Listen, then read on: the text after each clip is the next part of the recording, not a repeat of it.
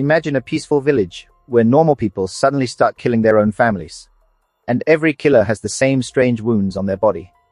The story begins in Gokseong, a quiet mountain village in South Korea.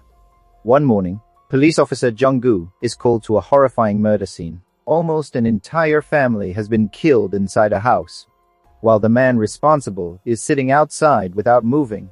His body is covered with strange rashes and wounds.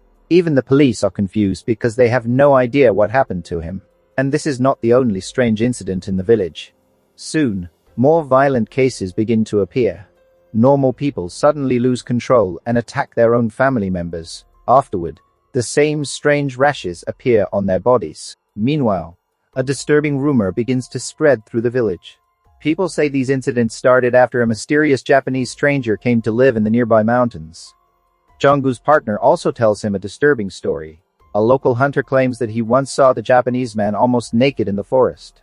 His eyes looked red, and he was eating raw flesh from a dead deer.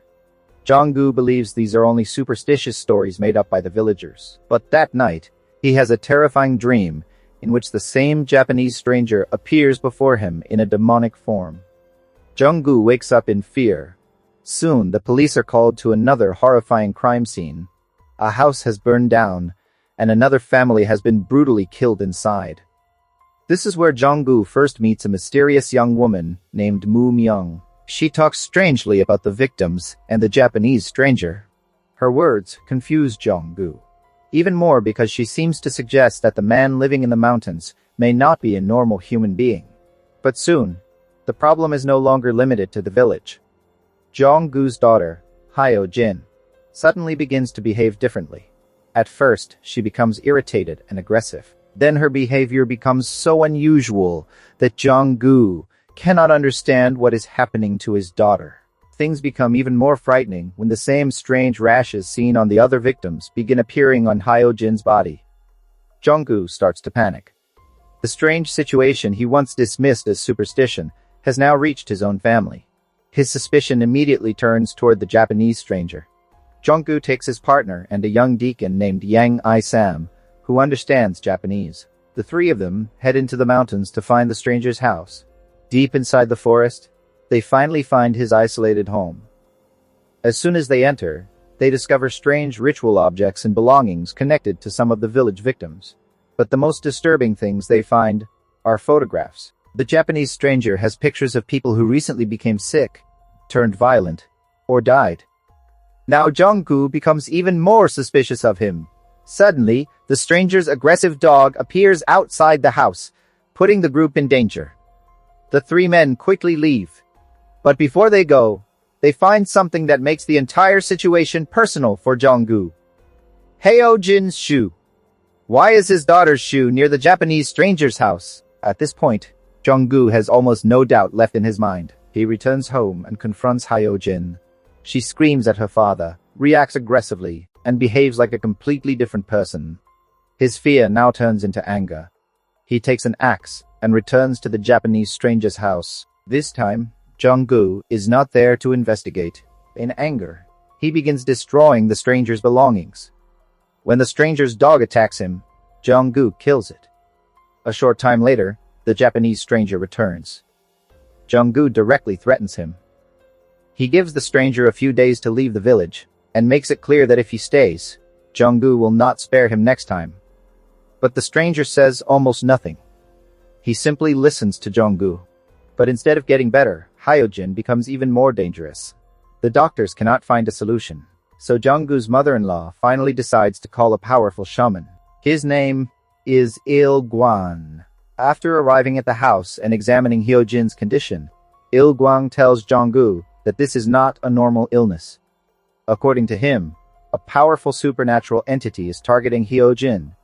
Il-gwang says he can perform a dangerous ritual to stop it.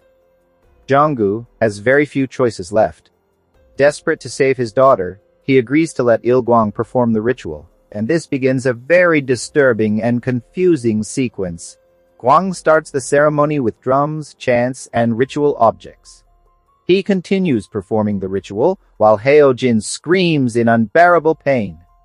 At the same time, the Japanese stranger is performing a different ritual in the mountains. The movie shows both rituals happening side by side. On one side is Il Guang. On the other is the Japanese stranger. And between them, Hyojin's condition continues to get worse. Watching his daughter suffer, Jong-gu begins to panic. He becomes convinced that the ritual is hurting Hyojin instead of saving her.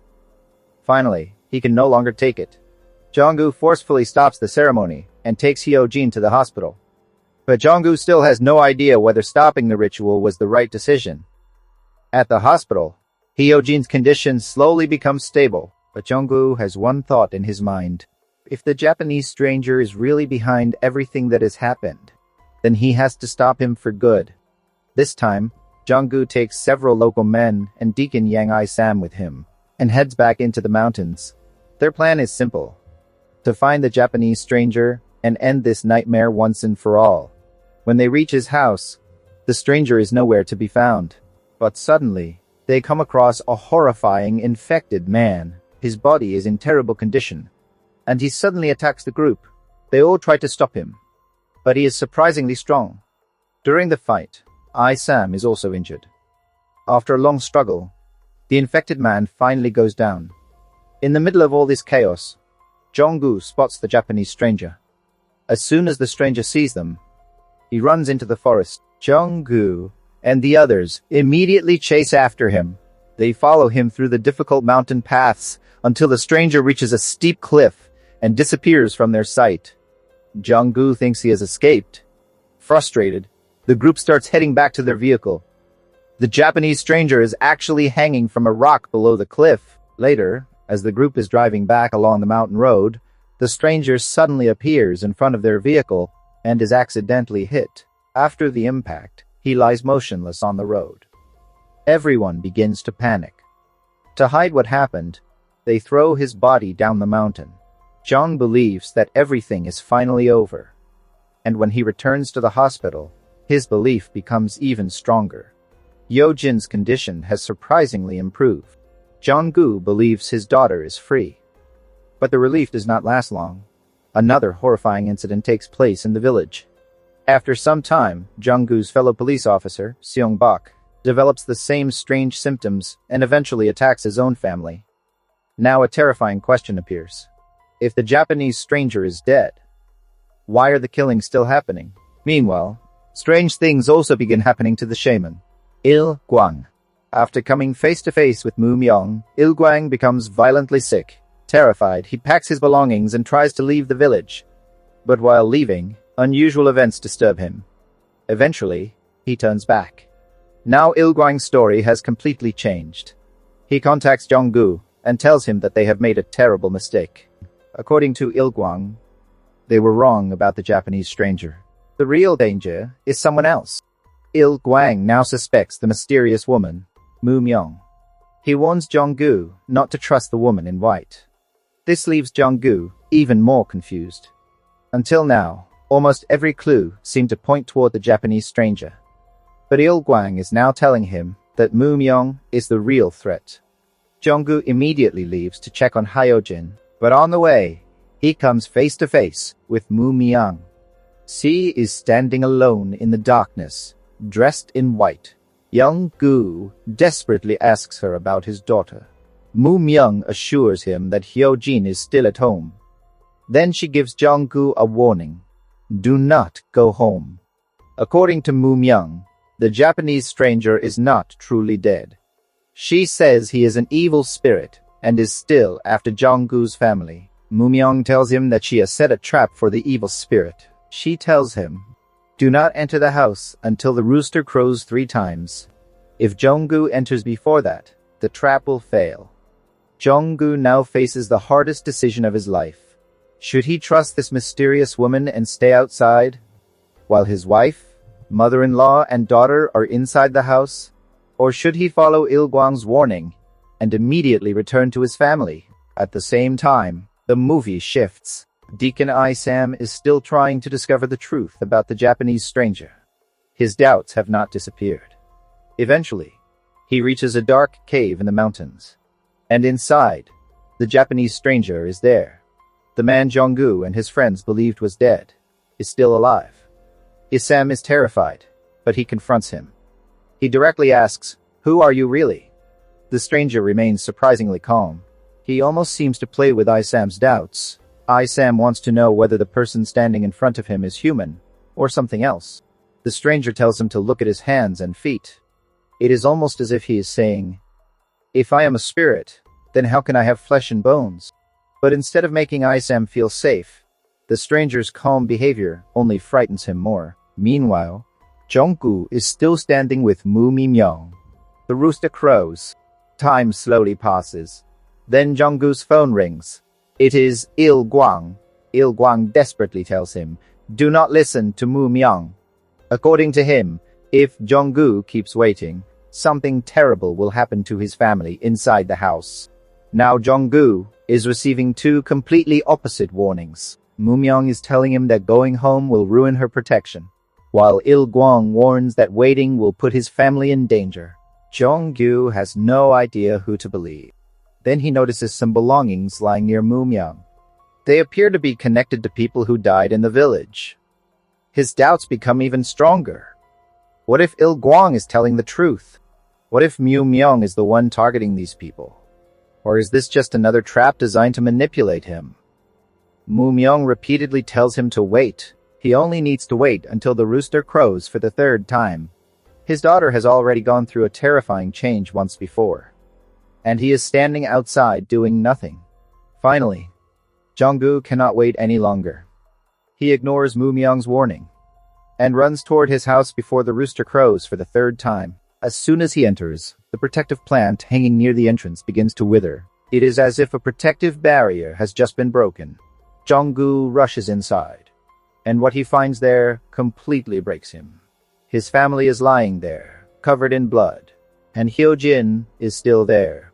But at the same time, Isam is finally about to get the answer to his question. Inside the dark mountain cave, Isam stands face to face with the Japanese stranger. The stranger tells him to come closer and see. Then the stranger picks up his camera. As their conversation continues, the stranger reveals a terrifying demonic appearance. His hands and nails look unnatural, while his eyes turn a frightening red. Isam now realizes that the man standing before him is not what he seemed to be. He then uses words from the Bible while playing with Isam's fear, almost as if he is deliberately challenging his faith. Isam is terrified. Cave scene finally confirms that the Japanese stranger is connected to the supernatural events in Gokseong. Meanwhile, Jonggu is facing the worst nightmare of his life inside his own home. Jonggu slowly approaches Hyojin. He tries to comfort her as if he still wants to believe that somehow he can make everything right again. But it is already too late. The story then shifts back to Il Guang, who arrives at Jonggu's house. But instead of helping the family, he takes out his camera. Then he begins taking photographs of the crime scene. His behavior immediately seems suspicious. Later, as Il Guang is leaving, some photographs fall from his belongings, and this reveals an important connection. These photographs are similar to the pictures of the victims that were found earlier in the Japanese stranger's house. This strongly suggests that Il Guang and the Japanese stranger are somehow connected. This makes Il Guang's true role in everything even more suspicious. And now Mu Myong's warning begins to make much more sense. Jonggu doubts her and enters the house before the rooster crows 3 times. Throughout the story, Jonggu does everything he can to save his daughter. But fear, doubt, and conflicting warnings make it almost impossible for him to know who he can trust. In the end, the Japanese stranger is still out there,